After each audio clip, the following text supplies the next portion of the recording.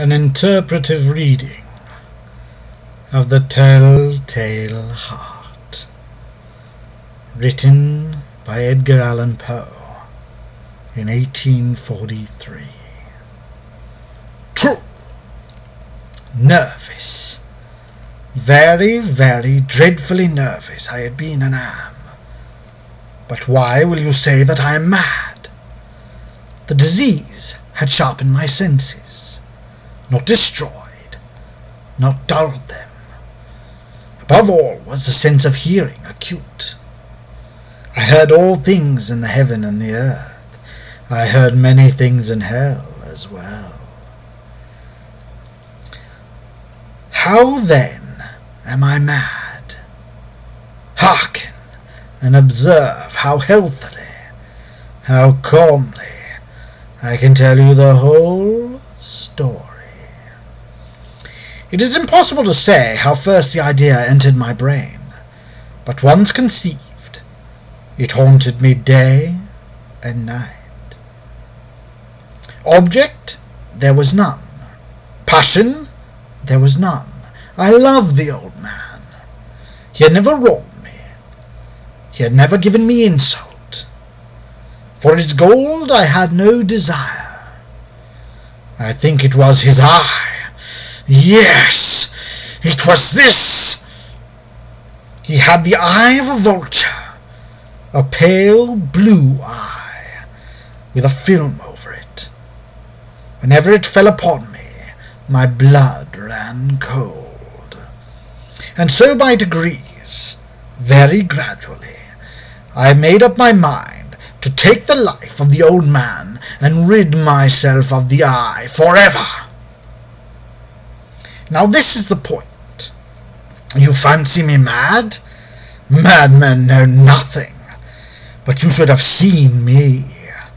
You should have seen how wisely I proceeded, with what caution, with what foresight, with what dissimulation I had went to work. I was never kinder to the old man than during the whole week before I killed him. And every night, about midnight, I turned the latch of his door and opened it, oh, so gently.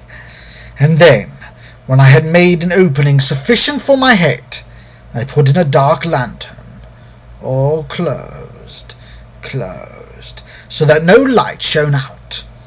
And then I thrust in my head, oh, so very slowly, very, very slowly.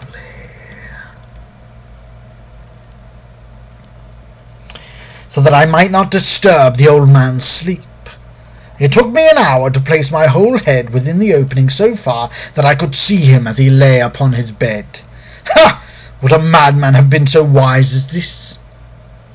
And then, when my head was well in the room, I undid the lantern cautiously. Oh, so cautiously. Cautiously, for the hinges creaked.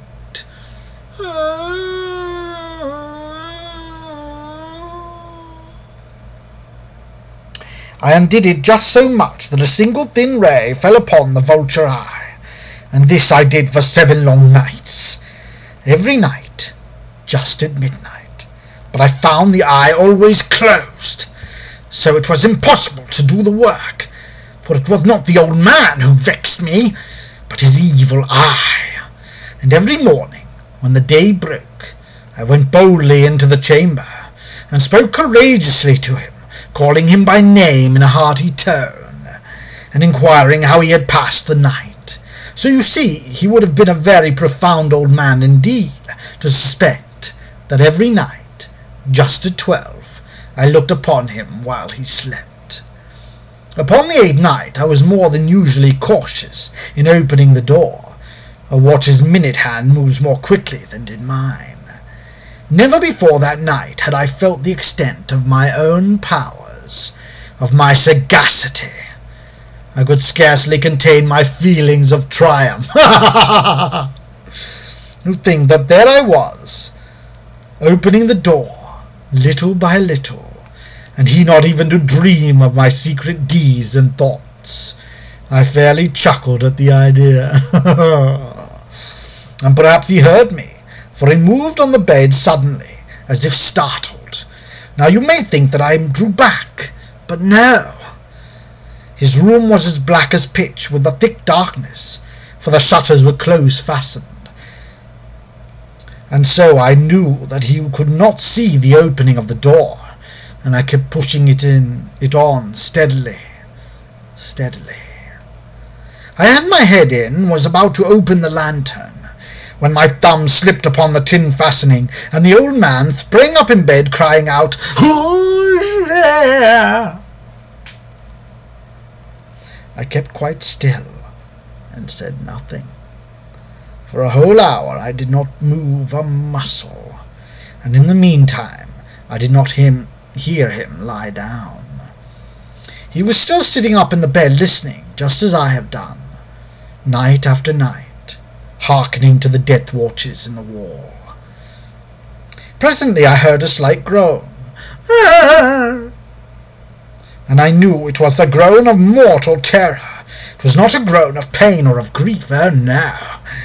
It was the low, stifled sound that arises from the bottom of the soul when overcharged with awe. I knew the sound well. Many a night, just at midnight, when all the world slept, it has welled up from my own bosom, deepening with its dreadful echo the terrors that distracted me. I say I knew it well. I knew what the old man felt, and pitied him, although I chuckled at heart. I knew that he had been lying awake ever since the first slight noise when he had turned in the bed. His fears had been ever since growing upon him. He had been trying to fancy them causeless, but could not. He had been saying to himself, "It is nothing but the wind in the chimney. It is only a mouse crossing the floor. It is merely a cricket which has made a single chirp." Yes, he had been trying to comfort himself with these suppositions, but he had found all in vain. All in vain. Because death, in approaching him, had stalked with his black shadow before him, and enveloped the victim. And it was the mournful influence of the unperceived shadow that caused him to feel the presence of my head within the room.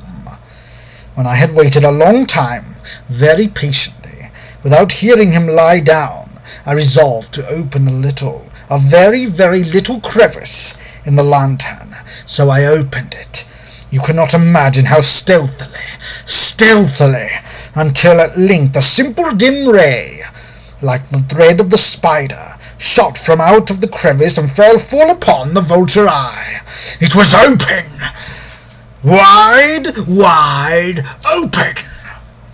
And I grew furious as I gazed upon it. I saw it with perfect distinctness, all a dull blue, with a hideous veil over it that chilled the very marrow in my bones. But I could see nothing else of the old man's face or person. But I had directed the ray, as if by instinct, precisely upon the damned spot.